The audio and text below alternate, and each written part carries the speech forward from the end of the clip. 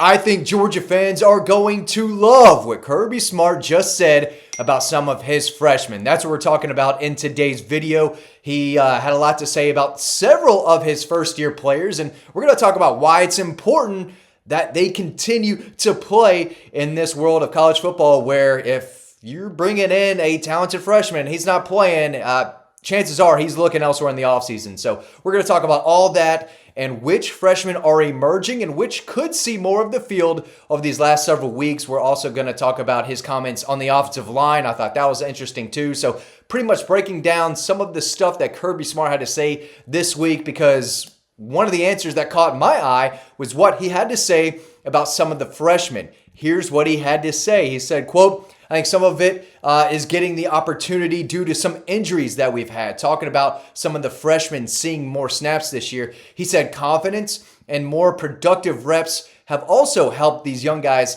see the field too, meaning the cumulative reps that each one of these guys have taken has grown over time. He said, I mentioned CJ Wiley in that wide receiver room with Landon Roldan, who got an end around play, called for him against Mississippi State. It didn't work out, but he's another guy that saw the field. We saw a lot of Elias Williams. That's the guy I'm going to talk about a little bit more in detail in just a minute. But we've seen Zayden Walker at linebacker against Mississippi State. And of course, they've had two true freshmen on the right side of the offensive line all season long. The fact that Dontrell Glover and Juan Gaston Jr. have been as good as they have been this season as true freshmen is mind-boggling, because those guys have been really, really good in their first-year guys. We've seen Rashawn Dinkins a little bit in the secondary. Of course, we've seen Elijah Griffin, J.J. Hand on the defensive line. So we've seen lots of freshmen. He says some people's progression is different than others, but as they grow and get better, and as they get put into these tough situations in practice, they grow confidence, and we can't make it through the year without a number of those guys, and those guys are more ready to play now than they were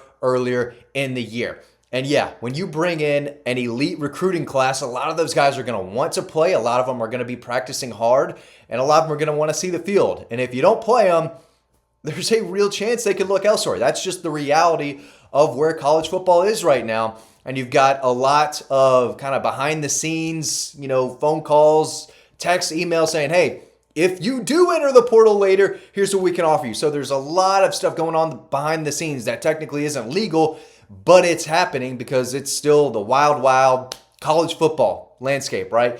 And when he mentions Elias Williams, I think he mentioned after the Mississippi State game, hey, we've got to play these guys. We've got to get them ready. We don't want to develop these important players every day in practice just for them to not see the field on Saturdays and then go as a more developed player, go play for someone else next year, right? So Elias Williams, another guy that is really impressed. He had, at the time, the biggest play of the game early in that Mississippi State game. They're down 10-3. I think it's a big third down. Gunnar Stockton throws it up to him, and he makes an acrobatic leap and catch on the football. It comes down in bounds. Listen, this guy was on my freak watch as a prospect for a reason. He is a big guy who can really jump. He's got big, strong hands. He's great after the catch. I think we're going to see more of that, but he can go win a jump ball on the sideline, in the red zone. He is a major weapon. And Kirby Smart, Todd Hartley, John Lilly, they're all saying, hey, we got to get this guy on the field because we don't want to lose him next year. We need him on the roster in 2026. Ethan Barbour got hurt early in the year, but he was ahead of Elias Williams coming into the season on the tight end depth chart. Both of those guys, I told y'all over and over and over again when they were in high school, those are dogs, okay? And Elias Williams is really proving that. He was asked about Oscar Delp's development and him working with Elias Williams, and Kirby Smart was eager and had no problem talking about Oscar Delp, his progression, and the impact he and Lawson Lucky have had on the young freshman tight end. He said, quote, I think both of those guys are playing well. Talking about Oscar Delp and Elias Williams.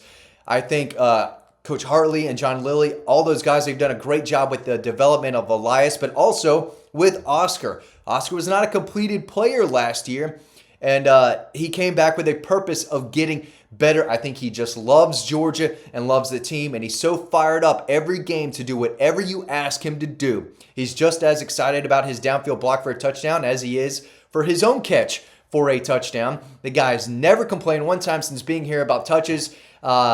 on the, getting the football and making that a priority. He does whatever the team asks of him to do.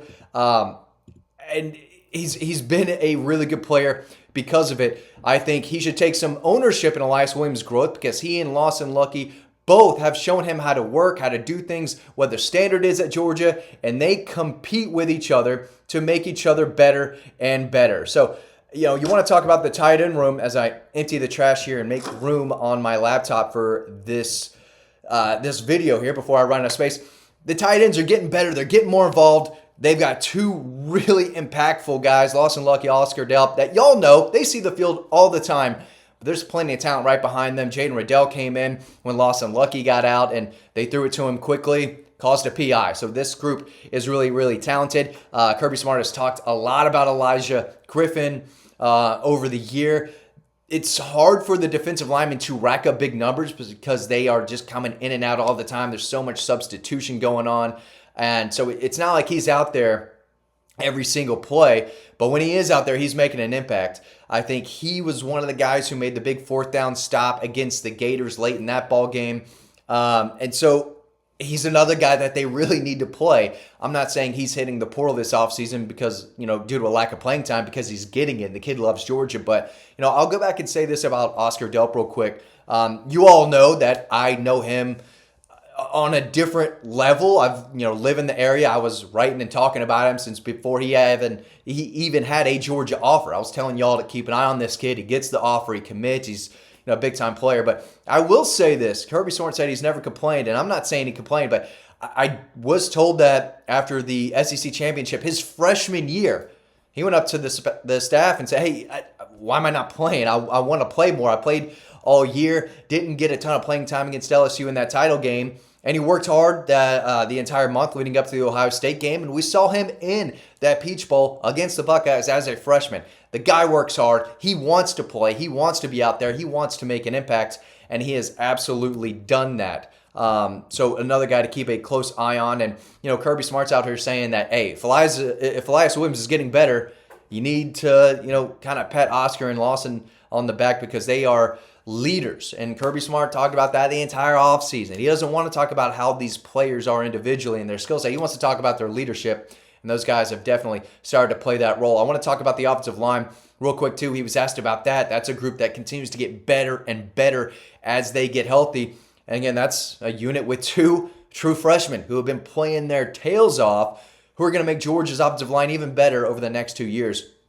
Kirby Smart said, quote, "We've gotten more continuity there, but that's by the way of getting guys back from injuries. I don't think we've played our best game yet. I still think we have a level of conditioning that we can improve of in terms of playing hard and running down the field and covering down. I'd like to see more guys in that front group do that. Some of them do, and some of them can improve on it. I like the depth piece that we have, and if we stay healthy, we've got the ability to play up to 7 or 8 guys. It's just you don't control the health part of it, and that's has led to a lot of guys getting playing time, including Elias Williams in a way.